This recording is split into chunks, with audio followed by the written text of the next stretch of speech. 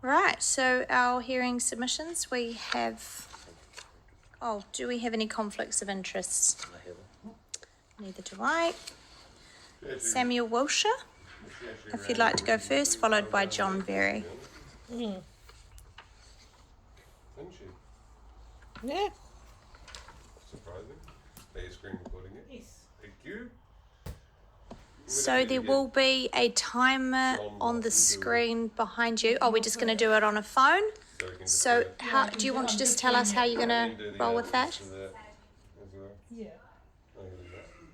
Brilliant. Okay, great. Thank you.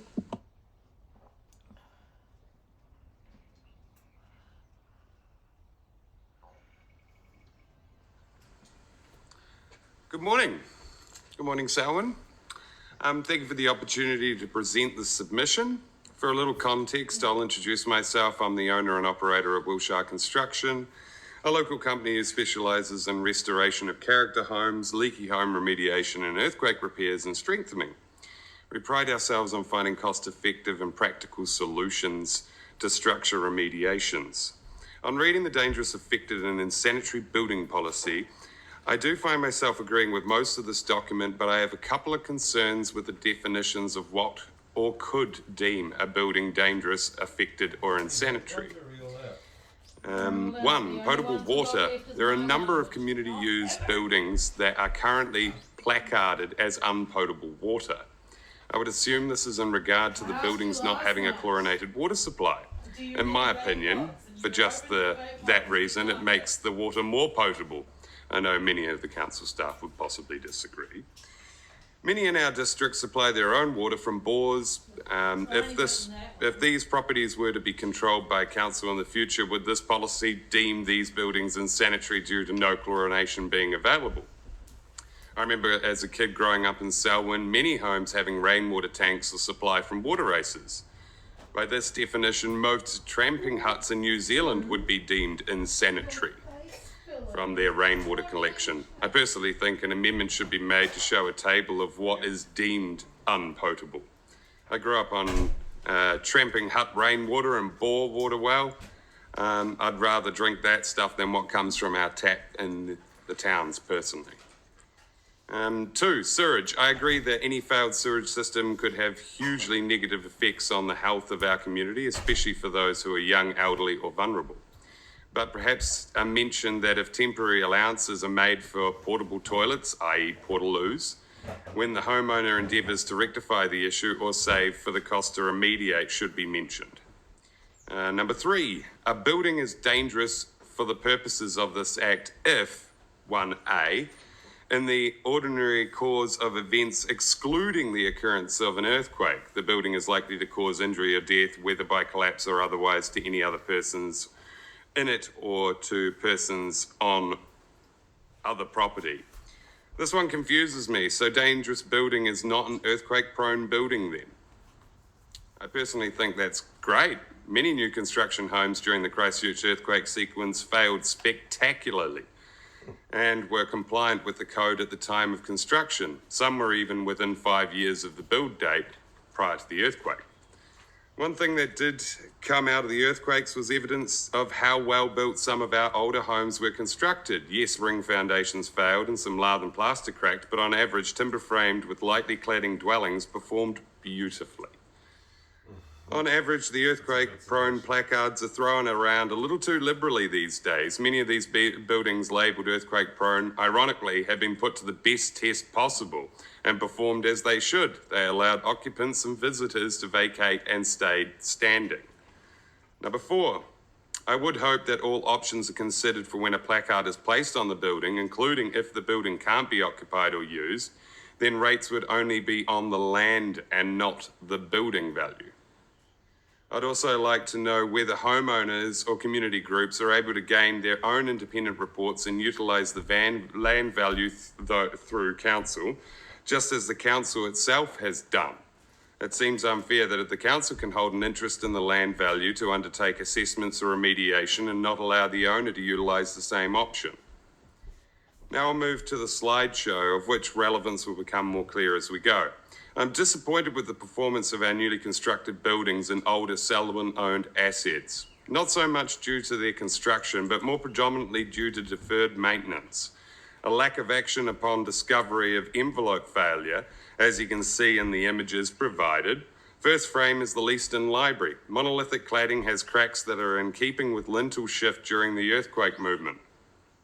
It would appear this has simply been sealed, then repainted. No chasing out, no crack and lime lock, and no mesh and replaster. Although not seen in the photos provided, this building had an allowance of $312,000 to replace the roof, as it was considered end of life, and this wasn't done. Instead, minor patchwork was conducted, leading to significant mold growth and water ingress. I think this is an absolute travesty of mismanagement. I gather council want to build a new library, but to effectively throw away a council-owned asset like this is very poor form.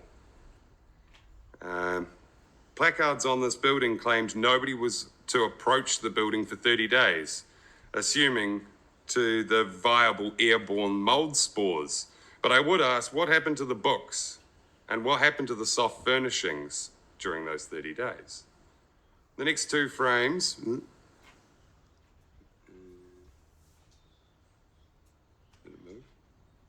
Next two frames are also of the Leaston Library and the calibre of maintenance provided to our community buildings.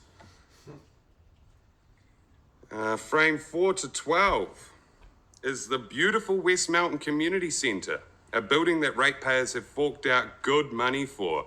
I was horrified when attending a Melbourne Community Board meeting to see the state and disarray this amazing asset was in. It's not just a roof leak that's popped up overnight. It's my understanding this damage has been known about for well over a month and a half now and continues to leak. All linings have been damaged, flooring is lifting and growing mould underneath to numerous rooms now. And only on the 3rd of June was a contractor actually on site to inspect. That's according to the sign-in book at the front desk. If this is the speed at which council react to a consistent leak, then I think we're in very big trouble, and it won't be long before all our community buildings end up in the same fate as the Leaston Library. Not included in my photos, but still worth a mention, I'll just run through some of these, of our beautiful new West Mountain Community Centre. There's all the flooring underlay, that's all covered in mouldy bits. It must have been gushing in there. That's a cracked tilt slab that's got water leaching from it. Not included in my photos, but still well worth a mention, the Lincoln Events Centre and the Lincoln Library. The Lincoln Events Centre has significant water staining all over the suspended ceiling. Is this another amazing asset that will fall into the DAIB category in years to come? Not to mention the recent comments in council about the library. How long has council known about the issues and what responsibilities have been placed onto the original contractor for remediation regarding the failure? Or is this just another scenario where John and Jane ratepayer will pick up the bill? In conclusion, the policy seems clearer, the flowcharts look crisp and easy to read, and I understand, but the terminology could do with some tweaking. And that's the conclusion of my presentation. Thank you. Thank you, Sam. Does anybody have any questions for Sam? Thanks. Thanks for all the work you put into this, Sam. It's obvious you've spent a bit of time on it. Just what you've been discussing basically is council buildings. This policy is for all buildings. And I just wonder how you see the community buildings being assessed. Do you see it by people complaining about it from neighbours, or do you expect council to do any work? How do you see that following through? I think it should be on a notifiable basis, so that if somebody sees an issue that they deem to be a health risk, be it a smell of raw sewage or structural failure, then yeah, council could be the point of call. But keep in mind, I could engage 5 engineers for one dwelling, and they'd all have different perspectives. So I think we do need to sort of maybe, hold the horses back before they bolt on some of this. One opinion is not clean cut, and you sort of need to get a good range of perspectives. And then in saying also, if council are able to hold a covet on the land because of repairs or remediation or assessments, then I think that should be allowed for the homeowner or occupier as well to be able to use it through council in the same sense. Okay. And the other one was you were discussing potable water. That comes under another bylaw. Oh, please don't tell me you stopped recording. As I say, that's part of it. It's in the resource document to say that non-potable water would consider a building insanitary. So it is actually in this policy, Bob. I can read it, Bob. Vanessa?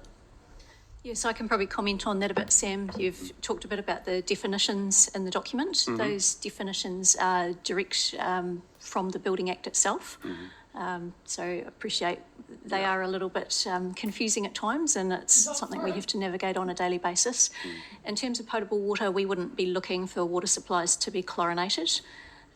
So these days, if we consent a dwelling on a site that's got its own bore, we would expect at co-compliance time that the customer or owner would give us testing to prove that E. coli and that doesn't exist in that water supply.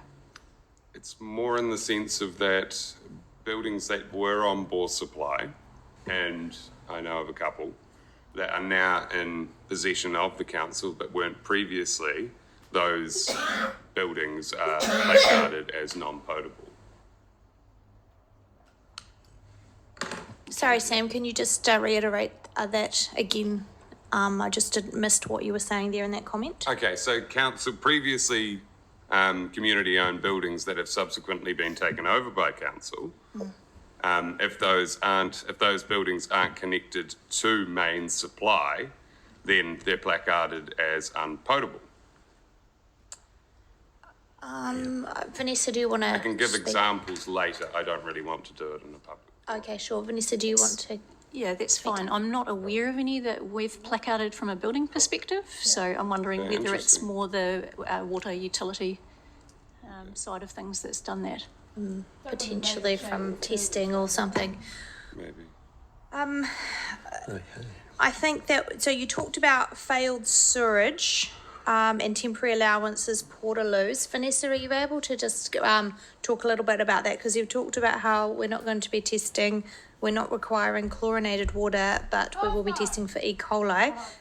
What are we looking for with failed sewerage? And is Sam's option that he's talked about with allowing people to have portaloos, is that going to be something that we need to add additionally into this, or will that automatically be an option available? And how are we looking to remedy things for people when we've got something that's failed, to give them the scope and time to be able to save up potentially? So I think one thing to realise is the threshold for us issuing a dangerous, affected or insanitary notice is extremely high. And the situations where we're typically going into buildings which are just not occupiable at the time. I guess an example of a failed sewage system would be if a septic tank, for instance, was overflowing in the backyard. The house might still be quite livable. And that's where some of the other submissions that we've received on this policy talk about including the support services that we can wrap around people. And I think that's something we need to include. It is something our staff do on a daily basis if they're dealing with these situations. We bring in health support and social services where required, but equally it's about working with the building owner. So if the house was livable and it was a septic tank issue that they needed to get that pumped out and replaced or sorted out, then yeah, absolutely we could work with them to obtain portaloos and remain in their property, because one thing we recognise through emergency events, it's always better to leave people in their homes where you can. Mm-hmm. Okay.